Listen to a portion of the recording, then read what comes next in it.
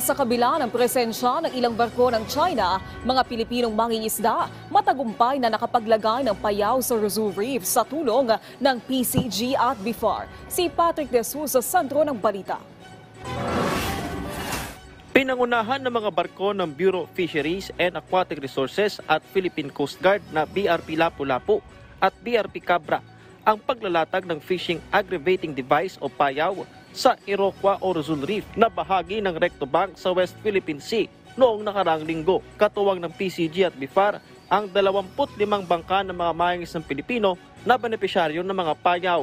Sa ngayon ay iniuhulog na ng mga mangingisdang Pilipino mula sa kanilang bangka yung mga payaw. Makalipas ang ilang linggo ay babalik sila rito sa Iroquois Reef para makita kung gaano karaming isda ang kanilang posibleng mahuli sa tulong ng mga payaw.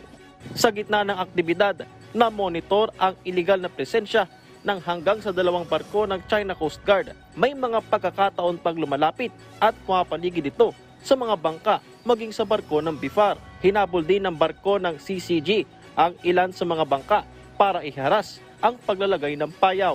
Kita rin ang tila paghawak ng tauhan ng China Coast Guard sa animoy nakatutok na water cannon. Sa kabila nito, naging matagumpay ang misyon kung saan 10 payaw ang nailagay sa malaking bahagi ng Rizal Reef. Bagay na pinagpapasalamat ng mga mangingisda sa BIFAR at PCG, pero nangangamba mga mangingisda na baka alisin ng mga dayuhang barko o mangingisda ang mga inilagay nilang payaw. Pag uwi namin, sabi kami na paano kaya may balikan kaya tayong payaw pag balik natin doon baka sakali.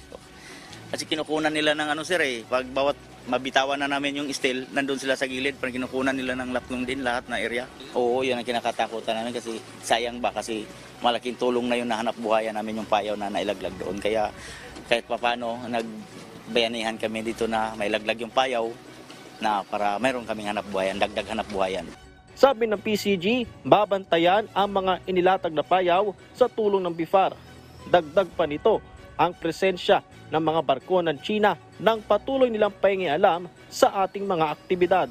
Ang Chinese Coast Guard, it's not true na it's only the resupply operation that they are preventing the Philippine government from carrying out. But they are also, do not hesitate to prevent the Filipino fishermen in enjoying our resources in the West Philippine Sea. It's because, again, they have this ambitious and greedy claim justified by their 9-dash line claim, now 10-dash line. Dadalasan pa mga ganitong aktibidad alinsunod sa direktiba ni Pangulong Ferdinand R. Marcos Jr.